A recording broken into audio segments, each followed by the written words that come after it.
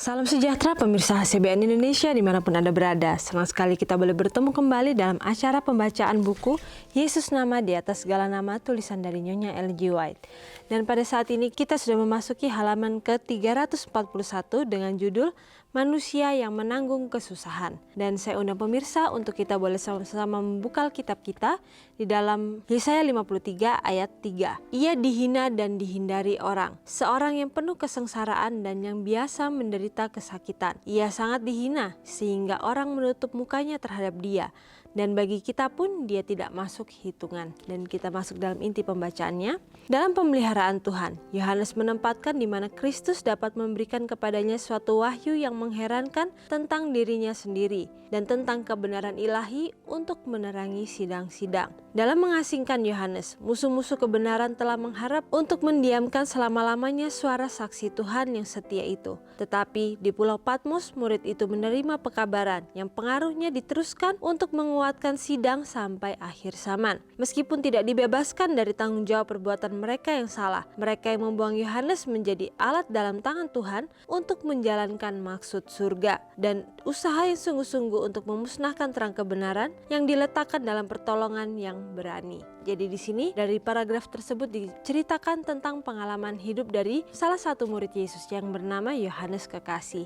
Kita tahu bahwa pada akhirnya Yohanes Kekasih itu diasingkan di suatu pulau yang tidak berpenghuni dan di sanalah ia diasingkan. Dan justru ketika seseorang atau sekelompok orang merasa bahwa Yohanes ini akan diasingkan, mereka berharap bahwa suara dari pengikut Tuhan yang setia itu atau saksi Tuhan yang setia itu akhirnya akan diredamkan. Tetapi justru Tuhan menginginkan suatu hal yang berbeda. Tuhan mempunyai suatu maksud surga dalam pembuangan Yohanes ke Pulau Patmos tersebut. Bahkan dalam waktu ia diasingkan tersebut, Tuhan memberikan ilham kepadanya yang akhirnya ilham tersebut bisa menuntun kita yang hidup di akhir zaman sekalipun. Jadi betapa banyak orang yang akhirnya bisa tertolong karena ilham yang diberikan oleh Tuhan kepada Yohanes Kekasih tersebut. Dan di sini juga dikatakan bahwa pengaruhnya itu diteruskan untuk menguatkan sidang sampai akhir zaman. Jadi bagaimana sidang sampai akhir zaman pun Tuhan selalu perhitungkan, bahkan Tuhan selalu pikirkan sejak jauh-jauh hari. Kita tahu bahwa Tuhan itu memikirkan dari yang awal hingga akhirnya. Bahkan tidak ada satupun yang terluput dari pandangan mata Tuhan. Dan disitulah kita bisa melihat bahwa Tuhan itu adalah Tuhan yang pengasih. Bahwa ketika Tuhan sudah menempatkan seseorang dalam suatu lingkungan, bahkan mungkin suatu hal yang terburuk sekalipun yang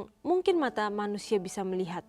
Tetapi ketika Tuhan sudah mempunyai suatu maksud surga, hal yang kelihatannya adalah buruk, di saat itulah Tuhan bisa memberikan suatu hal yang sangat luar biasa, yang akhirnya bisa menjadi berkat bagi orang tersebut dan juga bisa menjadi berkat bagi setiap orang yang lain. Dan di sini juga dikatakan bahwa adalah pada hari Sabat Tuhan kemuliaan kelihatan kepada rasul yang dibuang itu. Hari Sabat dipelihara dengan sucinya oleh Yohanes di Pulau Patmos, seperti ketika ia berkhotbah kepada orang banyak di kota-kota Yudea. Ia menuntut sebagai miliknya sendiri janji-janji yang berharga yang telah diberikan mengenai hari itu. Pada hari Tuhan aku dikuasai oleh Roh, Yohanes menulis, dan aku mendengar dari belakangku suatu suara yang nyaring seperti suara bunyi sangkakala. Katanya, apa yang engkau lihat tuliskanlah di dalam sebuah kitab dan kirimkanlah kepada ketujuh jemaat ini. Lalu aku berpaling untuk melihat suara yang berbicara kepadaku, dan setelah aku berpaling, tampaklah kepadaku 7 kaki dian dari emas. Dan di tengah-tengah kaki dian itu ada seorang serupa anak manusia. Yohanes 1 ayat 10-13. Murid yang kekasih sangat disayangi. Ia melihat Tuhannya di Getsemani. Wajahnya ditandai dengan tetesan darah penderitaan. Begitu buruk rupanya, bukan seperti manusia lagi, dan tampaknya bukan seperti anak manusia lagi. Yesaya 52 ayat 14. Ia telah melihat dia di tangan serdadu-serdadu Roma, dipakaikan dengan jubah ungu tua dan dimahkotai dengan duri. Ia telah melihat dia tergantung di salib Kalvari, menjadi sasaran penghinaan dan siksaan yang kejam. Sekarang Yohanes sekali lagi diizinkan untuk melihat Tuhannya. Tetapi betapa berbeda wajahnya. Ia bukan lagi manusia yang menanggung kesusahan, dihina dan direndahkan oleh manusia. Ia berjubahkan kemuliaan surga. Suaranya adalah bagikan musik dari banyak air. Wajahnya bercahaya seperti matahari. Dan dalam tangannya ada 7 bintang, dan dari mulutnya keluarlah suatu pedang bermata 2 yang tajam, suatu lambang dari kuasa firman-Nya. Patmos dijadikan gilang gemilang dalam kekuasaan, Patmos dijadikan gilang gemilang dalam kemuliaan Tuhan yang telah bangkit. Tertulis dalam buku Alfa dan Omega jilid 7 halaman 489 dan 490. Jadi bagaimana di sini dikatakan bahwa murid yang kekasih yang sangat disayangi ini, ialah yang melihat bahwa Yesus berada di Taman Getsemani, dan di sini juga dikatakan bahwa wajahnya itu ditetesi dengan tetesan darah penderitaan. Jadi bagaimana kita tahu bahwa di Getsemani itu Yesus berdoa kepada Tuhannya, tetapi pada saat ia berdoa tersebut, ia bahkan meneteskan tetesan darah yang dikatakan itu adalah tetesan darah penderitaan. Jadi bagaimana di sini kita bisa melihat bahwa pengorbanan Yesus yang luar biasa itu, ketika ia melihat dosa-dosa dari seluruh dunia ini yang harus ia tanggung, maka dari itulah ia melihat bahwa penderitaan itu ada di depan matanya. Tetapi ia mempunyai pilihan untuk tidak mengambil langkah terus untuk menjadi penebus atau juru selamat bagi seluruh manusia. Ia tetap memilih untuk mengikuti jalan Tuhan tersebut, dan akhirnya ia mengorbankan dirinya sebagai domba yang tidak bercacat di hadapan Tuhan, yang akhirnya harus menanggung setiap dosa manusia, sehingga akhirnya manusia yang jatuh ke dalam dosa, termasuk saya dan saudara juga, kita mempunyai pengharapan, kita mempunyai kesempatan di dalam Tuhan, bahwa Tuhan masih menginginkan kita sebagai anak-anaknya. Sehingga itulah ia memberikan nyawanya, anaknya yang tunggal, untuk mati sebagai juru selamat bagi kita, sehingga kita mempunyai suatu kesempatan lagi menjadi anak-anak Tuhan.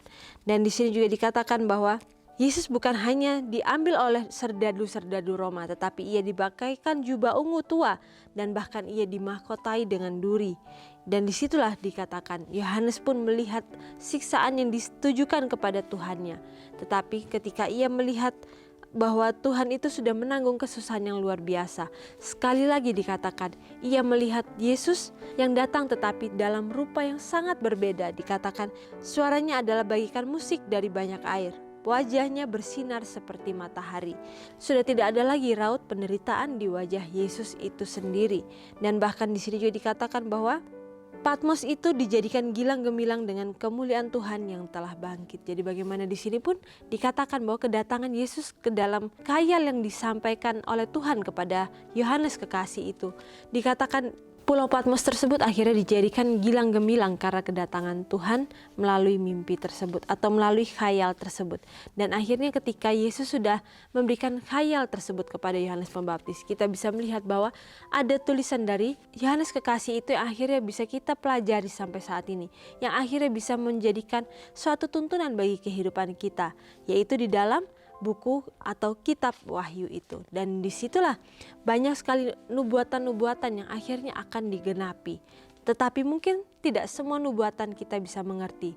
Tetapi Tuhan sudah menjanjikan bahwa pada akhirnya nanti mungkin kitab yang tersembunyi itu akhirnya akan terbuka, dan setiap orang yang mungkin tidak mengerti akhirnya akan mengerti. Dan tugas kita sebagai anak-anak Tuhan yang sudah mengerti nubuatan tersebut, janganlah kita terpaku terhadap teori-teori saja, tetapi apa yang kita mau lakukan dalam kehidupan kita, dalam waktu yang Tuhan sudah berikan sebagai talenta dalam kehidupan kita. Apakah yang kita mau untuk lakukan? Meskipun dalam hal-hal terkecil sekalipun, apakah kita masih memikirkan diri kita atau keselamatan kita pribadi, sehingga kita akhirnya melupakan tujuan daripada kedatangan Tuhan itu, yaitu bagaimana kita boleh menjadi berkat bagi lingkungan di sekitar kita. Tetapi yang perlu kita ingat bahwa tentu saja kita tidak akan bisa menjadi berkat itu sendiri ketika kita belum merasakan kehadiran Tuhan dalam kehidupan kita. Jadi bagaimana itulah yang menjadikan utama dalam kehidupan kita, bahwa kita harus mempunyai hubungan yang erat terlebih dahulu. Kita harus mengenal dulu siapa Bapa kita, sehingga ketika kita sudah mengenal Bapa kita, maka di saat itulah kita akan merasakan perlunya untuk bergantung sepenuhnya hanya kepada Tuhan. Karena kita mengetahui bahwa tanpa Tuhan kita tidak mampu untuk melakukan apapun. Dan ketika kita melakukan suatu hal yang baik dan benar, hendaklah jangan kita merasa bahwa itu adalah karena kekuatan kita, tetapi hendaklah kita merasa bahwa itu adalah tuntunan daripada Tuhan yang ada di dalam kehidupan kita melalui Roh Kudus-Nya yang masih selalu mengingatkan kita, sehingga kita akhirnya bisa selalu berada di dalam jalan yang benar.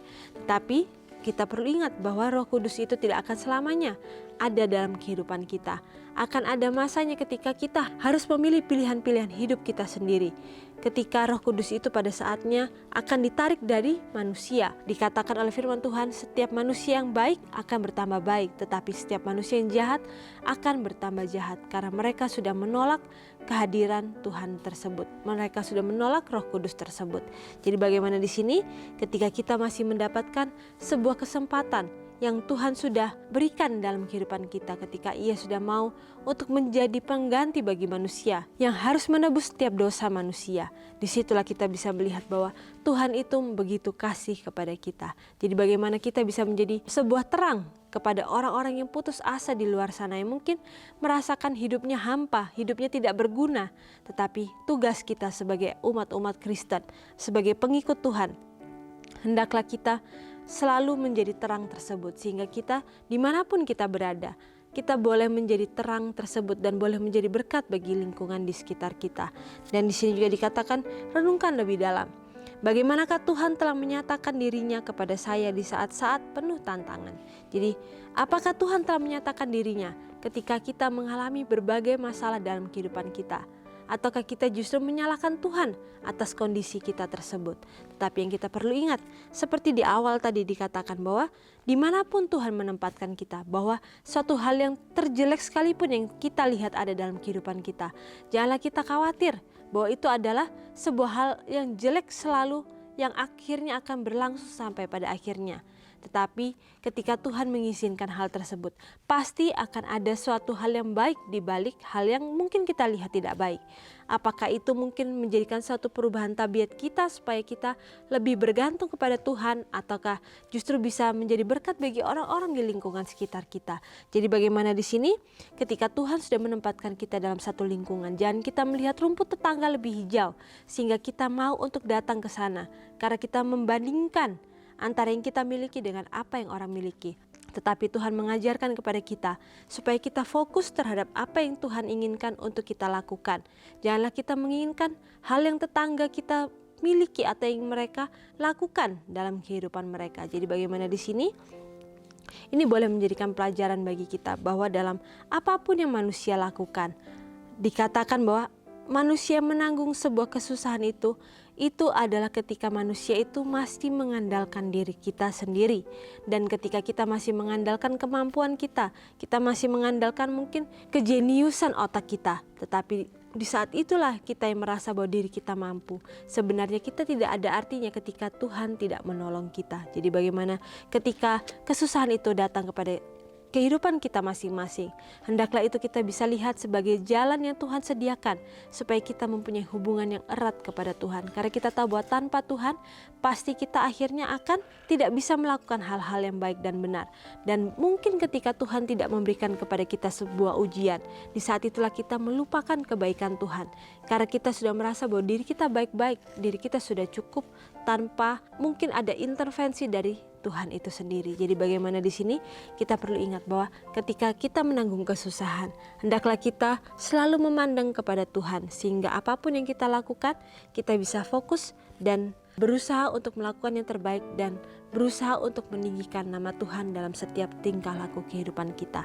Dan sampai di sini acara pembacaan kita pada saat ini, dan sampai bertemu kembali dalam acara pembacaan yang selanjutnya.